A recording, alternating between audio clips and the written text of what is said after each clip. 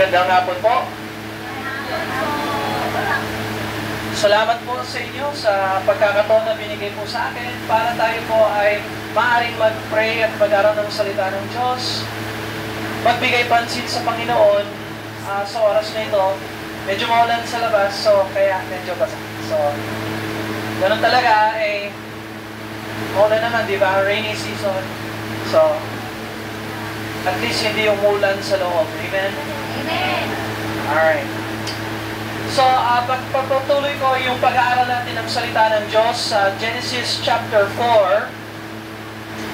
At ang aklat ng Genesis ay ang pinakaunang aklat ng 66 books ng Bible. So, ang Bible ay nakabahagi yun sa dalawang bahagi. Lumang Tipan, inaasahan ang pagdating ng Messiah o ng Panginoong Jesucristo. At yung Bagong Tipan, yan ay dumating na ang Panginoon. Tayo ngayon ay nabubuhay pagkatapos ng Bagong Tipan at naghihintay tayo, inaabangan natin ang muling pagbabalik ng Panginoon. So, yung unang niyang pagbalik, yan ang Pasko, pinagdiriwang natin yan. At yung kanyang ikalawang pagbabalik ay hindi natin alam kung kailan, pero alam natin na mangyayari yan dahil yan ay nakasulat na sa mga banal na kasulatan. So, ang lesson natin ngayon ay sa Genesis, unang aklat ng Bible. At kung naalala natin, yung Genesis chapter 1 ay nilalaman nito ay ang paglikha ng Diyos ng lahat ng mga bagay. Genesis chapter 2, nilikha niya ang tao, si Adan at si Eva, at kinasihan niya si Adan na alagaan ang halamanan at huwag kainin ang prutas ng halaman na nasa gitna ng hardin. At Genesis chapter 3, dito natin makikita kung saan bumagsak ang sangkatauhan sa kasalanan dahil hindi sinunod ni Adan ang utos ng Diyos na huwag kainin yung prutas na pinagbawalan ng Diyos. So unfortunately, nasa Genesis chapter 4 tayo at ang laman ng Genesis chapter 4 ay higit na mas malubha ang kondisyon ng tao kesa sa kapanahunan ni Adan, bagamat buhay pa si Adan sa Genesis chapter 4. Mahaba ang buhay ni Adan, aabot siya ng 930 years. Yan ang buhay ni Adan sa scriptures hanggang Genesis chapter 6. Nandun buhay pa rin si Adan. Pero sa Genesis chapter 4, ipinapakita ni Moses, siya ang nagsulat ng aklat ng Genesis, siya ang manunulat noon. At pinapakita ni Moises yung emphasis sa story ni Cain at saka yung kanyang kapatid na si Abel. Si Cain at saka si Abel. At dito natin makikita na si Cain ay talagang pasaway sa Panginoon at si Abel ay tunay na mananampalataya at tunay na sumasamba sa Panginoon. At kung paano si Cain ay pumatay sa kanyang sariling kapatid. Sa Genesis chapter 4, verse number 8, ito lang ang babasahin kong verse sa Genesis, tapos meron pa tayong ilang mga verses sa New Testament na gusto kong ipakita sa inyo. Pero sa Genesis chapter 4, verse number 8, ang sabi ng Bible, sinabihan ni Cain ang kanyang kapatid na si Abel. At nangyari nang sila'y nasa parang, tumindig si Cain laban kay Abel at kanyang kapatid. At ito'y kanyang pinatay. Mag-pray muna tayo at humingi tayo ng tulong sa Panginoon. Dakilang Diyos, salamat Lord sa pagkakataon na binigay niyo po sa amin upang kami po ay makapag-aral ng salita ng Diyos. Salamat Lord na yung mga nandito Lord ay nakikinig ng maayos Lord. Bigyan niyo po kami ng kapangyarihan at ginhawa at liwanag galing sa salita ng Diyos upang maisabuhay namin ang mga katotohanan na ito Lord. At magbalik loob sa inyo Lord at marami Lord ang tunay na magsisit, sumampalataya sa Panginoon. I-bless po ninyo ang inyong salita sa amin sa ngalan ng Panginoong Jesucristo. Amen. Amen. So sinabihan ni Cain ang kanyang kapatid na si Abel at nangyari nang sila'y nasa parang tumindig si Cain laban kay Abel. Dito natin makikita ang pagsulong ng galit ni Cain. So hindi lang sa, naalala nyo ano yung ugat na kasalanan ni Cain na nagdulot ng kanyang pagpaslang sa kanyang kapatid. Ito ay galit na walang humpas at walang pagpatid na galit at puot na nasa puso ni Cain. At kaibigan, tunay na talagang pag hindi natin pinalitan ang isip natin o yung puso natin patungkol sa galit, ay tayong lahat din ay madadala ng galit na walang humpas. So dito mo makikita ang pagsulong ng galit kay Cain. Ang pagpatay niya kay Abel. So tingnan mo rin dito, makikita kung paano sumusulong ang kasalanan sa puso ng tao. Ang unang kasalanan ay ang kasalanan ni Adan, ang kanilang tatay. Pero masdan mo yung kung gaano kabanayad ang kasalanan kay Adan, pero ito ay naging malubha sa kanyang anak na si Cain. Anong kasalanan ni Adan? Lumabag siya sa salita ng Diyos at siya ay kumain ng prutas na pinabawal ng Diyos. Kumbaga, ikumpara natin yung kasalanan ni Adan sa kasalanan ni Cain. Mas malubha ang kasalanan ni Cain kesa sa kay Adan na kanyang ama. So, dito natin makikita ang pagsulong ng kasalanan na ang tao ay palala ng palala sa kanyang kamalian, sa kanyang kasalanan laban sa Diyos. Tiro mo pagkain, labag sa salita ng Diyos ay nadala si Cain sa pagpatay at pagpaslang ng kanyang kapatid. Ganap at walang humpay na galit ang namuno sa puso ni Cain. Kaya winawarningan tayo ng Panginoon sa Matthew chapter 5. Matthew chapter 5, verse 21. Winawarningan tayo ng Panginoon. Sabi niya, narinig ninyo na sinabi ng mga tao na noong unang panahon, huwag kang papatay, at ang sino mang pumatay mananagot sa hukuman. Ngunit, verse 22, sinasabi ko sa inyo, na ang bawat napupuot sa kanyang kapatid ay mananagot sa hukuman. So, ang bawat napupuot sa kanyang kapatid ay mananagot sa hukuman. Bakit? Sapagkat ang galit na nananatili sa puso ng tao, kapag hindi ito nabigyan ng atensyon, o hindi ito naibsan, o hindi ito napalitan, ay palagi magdudulot ng mas nakibang kasalanan. At yan, galit na yan, ay ang ugat ng kasalanan na nagdulot ng pagpaslang ni Cain sa kanyang kapatid. Ngunit sinasabi ko sa inyo na ang bawat napuot sa kanyang kapatid ay mananagot sa hukuman. So, pagpasok ng kasalanan, nagsimula kay Adam. Brother Bill, hindi ba nagkasala yung kanyang asawa bago siya? Yes. Pero hindi siya ang ulo ng tahanan at hindi siya ay linoko ni Satanas. Ang tunay na may sala sa mag-asawa na si Adan at si Eva ay si Adan. Sapagkat niloko ni Satanas si Eva, pero si Adan ay kusang loob lumabag sa salita ng Diyos. At sa Genesis chapter 2, hindi kinausap ng Diyos si Eva. Ang kausap ng Diyos kung kailan niya pinagbawal ang pagkain ng puno na nasa kalagitnaan ng hardin. Ang kausap niya sa Genesis chapter 2 ay si Adam. Kaya nung bumagsak sa kasalanan si Adam, ang buong sangkatauhan ay bumagsak din sa kasalanan. Hanggang ngayon, apektado tayo ng kasalanan ng ating mga ninuno, ng ating mga magulang, lalo na sila Adan at si Eva. Kaya wala ni isa sa atin ang hindi sumasailalim sa sumpa ng kasalanan. Lahat tayo ay sinilang na makasalanan. Ang pagsulong ng kasalanan ay naranasan ni Cain. Unti-unting lumalala ang sitwasyon ng kasalanan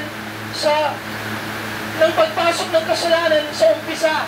Tingnan natin ngayon, kumusay natin ngayon ang lagay ng sangkatauhan. Tayo ba ay nag-i-improve at nagiging mas mahusay? O baka hindi ko tayo nag-i-improve? Tayo ay palala ng palala. Hanggang ngayon, tandaan natin yung gobyerno, hindi marunong kung paano sugpuin ang corruption. Yun pa lang, hindi alam ng gobyerno kung paano gawin yun. Sa tagal ng gobyerno ng Pilipinas, ngayon lang nakita na pinagsasamantala pala ang budget. Hindi mo tayo pa-improve ng pa-improve. Ang kasalanan kapag napasok sa puso ay palala ng palala. Ang pagsulong ng kasalanan, kung tandaan natin kung nasaan ang kasalanan, ay nandun din ang kasiraan, ang kabulukan. So ang kasalanan ng tao ay naapektuhan ng kanyang pag-iisip, naapektuhan ng kanyang puso, naapektuhan ng kanyang pisikal na katawan. Totoo talaga na nakakasira talaga sa katawan ang kasalanan. Ang stress, anxiety, yung mental illness, yan ho, lahat yan ay, ang ugat nito ay kasalanan. Hindi lang sa katawan makikita ang epekto ng kasalanan, ganoon din sa environment. So maraming nagsasabi, tingnan natin yung lagay ng kapanahunan natin, yung environment natin, paganda ba ng paganda, paunlad ng paunlad yung environment, o pabulok ng pabulok. Yung mga environmental problem, anong ugat nito, Brother Bill? Plastic, basura? No! Ang ugat ay kasalanan pa rin. Dahil ito ay hindi mundo ng tao, ito ay mundo ng Diyos. At kapag hindi kinikilala ng tao ang Diyos na kanyang manlilikha, ang Diyos ay nagpapadala ng sakuna at paghatol laban sa kasalanan na nasa loob ng puso ng tao. Kadiliman ang laman kapag ang kasalanan ay umuusig sa isip at puso ng tao. Galit ay namumunga ng pag-iinggit, pagiging malisya, at pagpatay.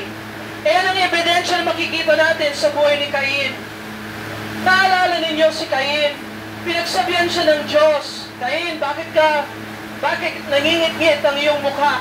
Bakit bumagsak sa galit ang iyong mukha?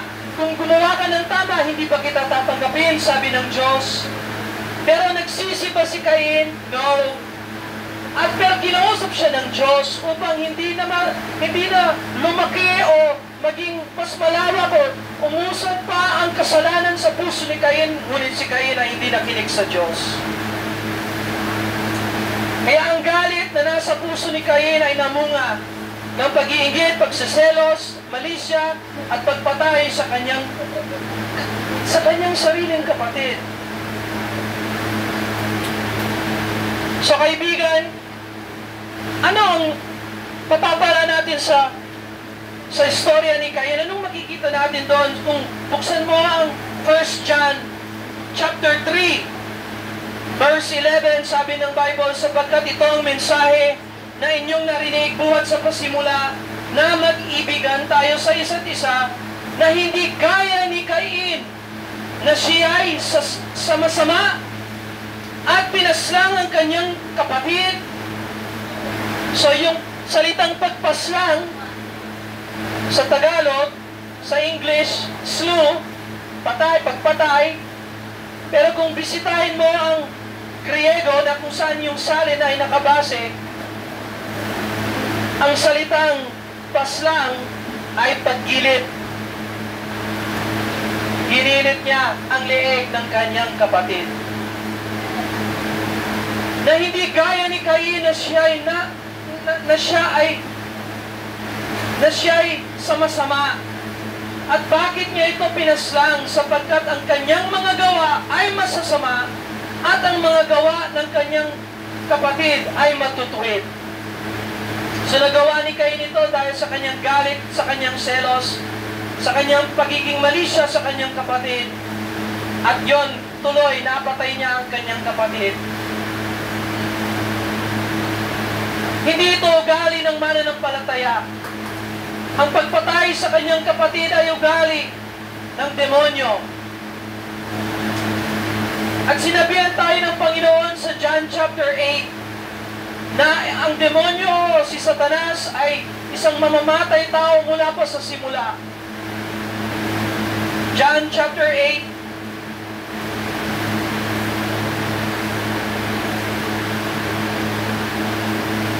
verse 44.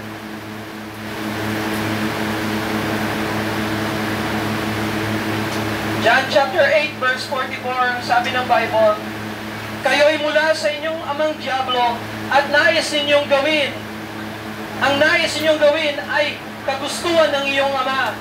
Siya ay isang mamamatay tao buhat pa sa simula at hindi naninindigan sa katotohanan sapagkat walang katotohanan sa kanya.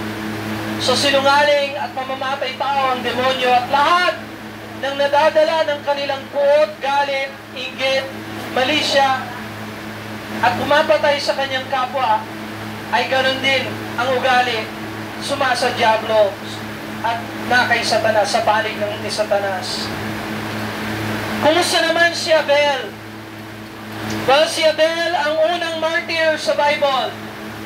Namatay siya dahil siya ay gumawa ng tama, at tama ang kanyang handog sa Panginoon at tinanggap ng Panginoon ang kanyang handog dahil inalay niya ang handog na may halong pananampalataya at sumasang-ayon sa salita ng Diyos. Hinandog ni Abel ang tupa dahil nananampalataya si Abel na magpapadala ang Diyos ng tupa balang araw na siya rin ay ihahandog sa isang krus na mamamatay, ililibing, muling mabuhay para sa ating pagtubos ng ating mga kasalanan.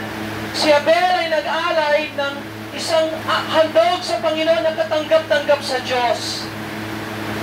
So, siya ang unang martyr sa buong Bible.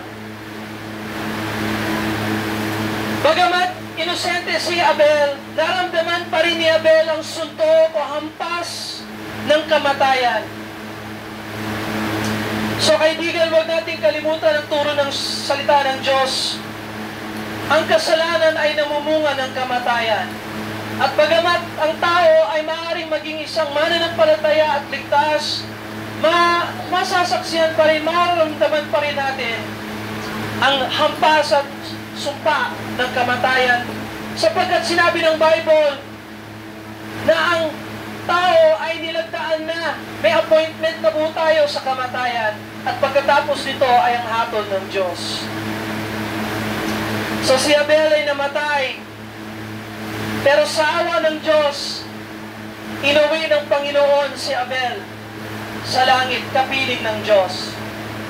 So nangangahulugan, si Abel ay ligtas dahil sa grasya ng Diyos. Hindi siya naligtas dahil naghandog siya ng isang handog na katanggap-tanggap sa Diyos. No! Ligtas si Abel kasi ang Diyos ay nag-sacrifice. Binuhos niya ang kanyang dugo upang mabigyan ng pagkakataon na maligtas si Abel. Subalit yun din, hindi tinanggap ni Cain ang kaligtasan na prinobahid ng Panginoon para sa kanya. Nagmatigas si Cain, sumulong ang galit ni Cain, walang humpay na ganap na inaktuhan ni Cain ang kanyang galit. At dahil doon, rineject ni Cain ang imbitasyon ng Diyos na gumawa ng tama. Wala siyang pagsisisi. So ito ang magandang balita. Maaaring lahat tayo nagkamali. Maaaring tayong at sometime yung galit ay talagang napuno tayo ng galit, gumawa tayo ng mali. Pero kaibigan, hindi pa huli ang lahat. Ang tao ay maaaring manumbalik sa Diyos. Ang tao habang buhay ay maaaring magbago, palitan ng isip, isailalim sa salita ng Diyos, magsisi at tunay na tumawag sa pangalan ng Panginoon. At doon mo matatantuhan na ang Diyos pala ay isang Diyos na maawain, mahabagin, may pagmamahal. Huwag tayong maging katulad ni Cain na umuusig sa mga tao, kundi maging katulad tayo ni Abel na marunong tumingin sa Panginoon na may pananampalataya at ihandog natin sa Panginoon ang sakripisyo ng Panginoong Jesucristo para sa atin upang tayo ay maging katanggap-tanggap sa Diyos. Amen? Amen. Hindi ugali ng mananampalataya ang mag-usig ng iba. Hindi natin kailangan gawin yon. Kung ang tao ay mang-uusig, natural yon. Nagpapakita na siya ay nasa mali. Pero kung ang tao ay tunay na nagmamahal, natural yon na nakikita na siya ay nasa tama. Sapagkat ang Diyos ay napapagmahal sa lahat at hindi siya namimili kung sino ang kanyang mamahalin. Kung ang tao ay tunay na magsisi at sumampalataya kay Kristo, tatanggapin siya ng Diyos alang-alang sa kanyang anak. Amen? Let's pray. Dakilang Diyos, salamat Lord sa pagkakataon na meron po kaming salita ng Diyos na narinig ngayon. Bagamat Lord, napakasama ng pag-unlad ng kasalanan sa puso ni Cain at nagawa niya ang karumalduman na kasalanan, Lord, laban sa kanyang kapatid mismo, Lord. May kapatawaran pa rin, Lord, sa krus ng Panginoong Jesucristo. Sapagkat alam namin kay Kristo, ano man ang aming nakaraan, ano man ang aming nagawa, ay may krus pa rin at may kapangyarihan ng dugo ng Panginoon na maibsan, maalis ang kasalanan ng puso ng tao. Kaya Lord, tulungan niyo po kami na tumawag sa pangalan ng Panginoon at magsisi at sumampalataya kay Kristo. Salamat Lord sa magandang balita na si Jesus ay Diyos na nagkatawang tao na matay, nilibing, muling nabuhay ayon sa banal na kasulatan. At lahat ng nagsisisi at sumasampalataya sa Kanya ay di mapahamak, ngunit magkaroon ng buhay na walang hanggan. Tulungan niyo po ang bawat isa na nandito, Lord, na pumasok sa blessing ng iyong mga salita. Salamat sa pagkakataon na ito, Lord. I-bless niyo po ang inyong salita sa aming puso. In Jesus' name we pray. Amen and amen. Salamat po sa pakikinig ninyo sa salita ng Diyos.